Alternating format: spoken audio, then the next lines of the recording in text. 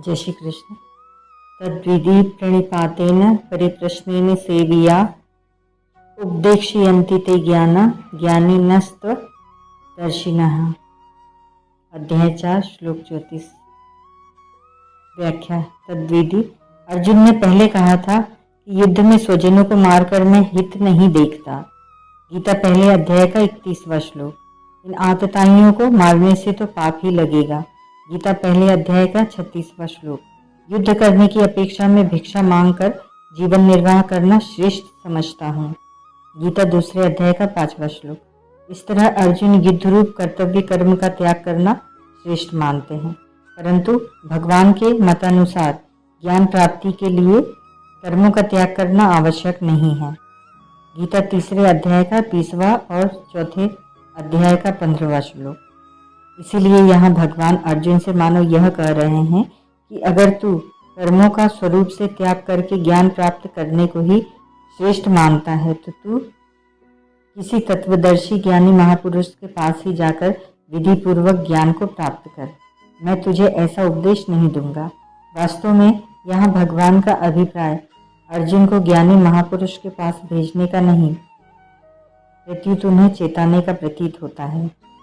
जैसे कोई महापुरुष किसी को उसके कल्याण की बात कह रहा है, पर श्रद्धा की कमी के कारण सुनने वाले को वह बात नहीं जचती, तो वह महापुरुष उसे कह देता है कि तू किसी दूसरे महापुरुष के पास जाकर अपने कल्याण का उपाय पूछ। ऐसे ही भगवान मानो यह कह रहे हैं कि अगर तुझे मेरी बात नहीं जचती तो तू किसी ज्ञानी महापुरुष के पास जाकर प्रचलित प्रणाली से ज्ञान प्राप्त कर। ज्ञान प्राप्त करने की प्रचलित प्रणाली है कर्मों का स्वरूप से त्याग करके जिज्ञासा पूर्वक श्रुति और ब्रह्मनिष्ठ गुरु के पास जाकर विधि पूर्वक ज्ञान प्राप्त करना। सबसे पहले अपने अपने वर्ण और आश्रम के लिए शास्त्रों में वर्णित क्रियाओं का यथावत पालन करके चित्त शुद्ध हो जाने पर उन क्रियाओं का त्याग कर दें। फिर शम दम आदि साधनों से संपन्न होकर आत्मज्ञान की प्राप्ति के लिए सद्गुरु की शरण में जाएं।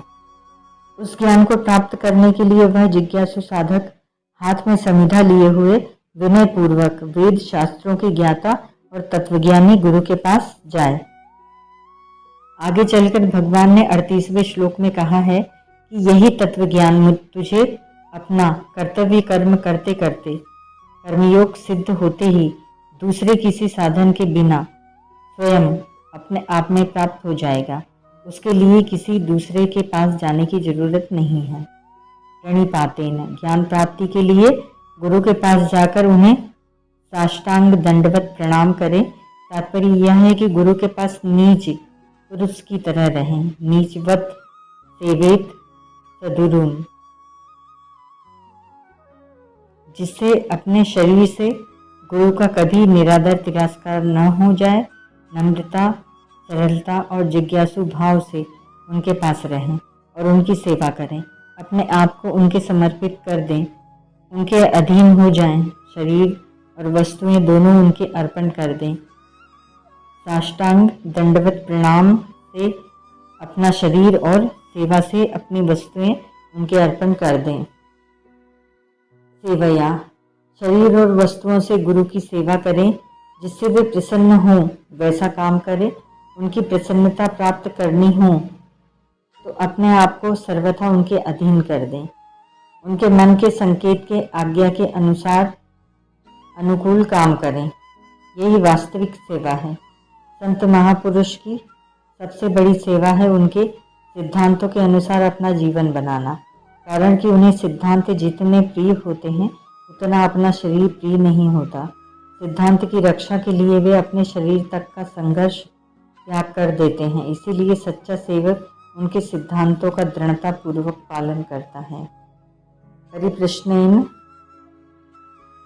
केवल परमात्म तत्व को जानने के लिए जिज्ञासु भाव से सरलता और विनम्रता पूर्वक गुरु से प्रश्न करें।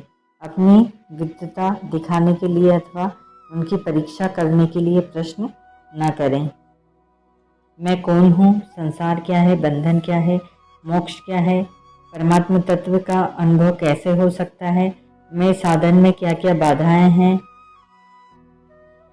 उन बाधाओं को कैसे दूर किया जाए, तत्व समझ में क्यों नहीं आ रहा है आदि आदि प्रश्न केवल अपने बोध के लिए जैसे जैसे जिज्ञासा हो वैसे वैसे करें। ज्ञानी नस्त्व दर्शिनः तत्वदर्शिनः पद का तात्पर्य यह है कि उस महापुरुष को परमात्म तत्व का अनुभव हो गया है, और ज्ञानीनः पद का तात्पर्य यह है कि उन्हें वेदों तथा शास्त्रों का अच्छी तरह ज्ञान हो। ऐसे तत्वदर्शी और ज्ञानी महापुरुष के पास जाकर ही ज्ञान प्राप्त करना चाहिए। अंतःकरण की शुद्धि के अनुसार ज्ञान के अधिकारी 3 प्रकार के होते हैं, उत्तम, मध्यम और कनिष्ठ। उत्तम अधिकारी को श्रवण मात्र से तत्व ज्ञान हो जाता है। उत्तम अधिकारी वही है जिसमें तत्व प्राप्ति की लगन हो, जिसको तत्व प्राप्ति में भविष्य अच्छा न लगे, अर्थात जो वर्तमान में ही तत्काल तत्व प्राप्ति करना चाहता हो। मध्यम अधिकारी को श्रवण, मनन और निधिध्यासन करने से तत्व ज्ञान होता है। कनिष्ठ अधिकारी तत्व को समझने के लिए भिन्न भिन्न प्रकार की शंकाएं किया करता है। उन शंकाओं का समाधान करने के लिए वेदों और शास्त्रों का ठीक ठीक ज्ञान होना आवश्यक है, क्योंकि वहाँ केवल युक्तियों से तत्व को समझाया नहीं जा सकता। अतः यदि गुरु तत्वदर्शी हो पर ज्ञानी न हो तो वह शिष्य की तरह की शंकाओं का समाधान नहीं कर सकेगा। यदि गुरु शास्त्रों का ज्ञाता हो पर तत्वदर्शी न हो तो उसकी बातें वैसी ठोस नहीं लगेगी जिससे श्रोता को ज्ञान हो जाए। वह बातें सुना सकता है, पुस्तकें पढ़ा सकता है, पर शिष्य को बोध नहीं करा सकता। इसलिए गुरु को तत्वदर्शी और ज्ञानी दोनों ही होना बहुत जरूरी है।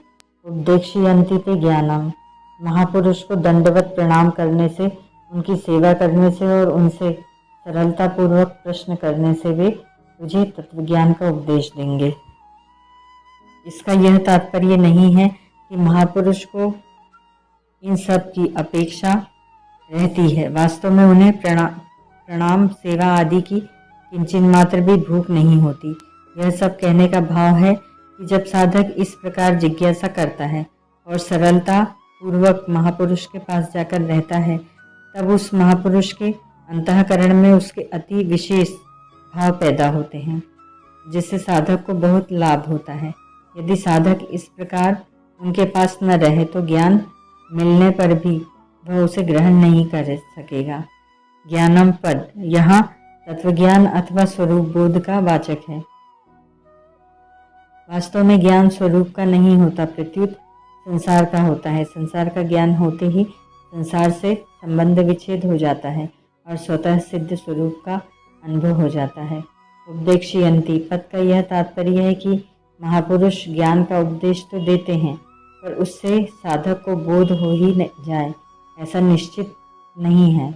आगे 39वें श्लोक में भगवान ने कहा है कि श्रद्धावान पुरुष ज्ञान को प्राप्त करता है। श्रद्धावान लभते ज्ञानम, कारण कि श्रद्धा अंतःकरण की वस्तु है, परंतु प्रणाम, सेवा, प्रश्न आदि कपट पूर्वक भी किए जा सकते हैं। इसीलिए यहाँ महापुरुष के द्वारा केवल ज्ञान का उपदेश देने की ही बात कही गई है, और 39वें श्लोक में श्रद्धावान साधक के द्वारा ज्ञान प्राप्त होने की बात कही गई है। ओम तत्सत।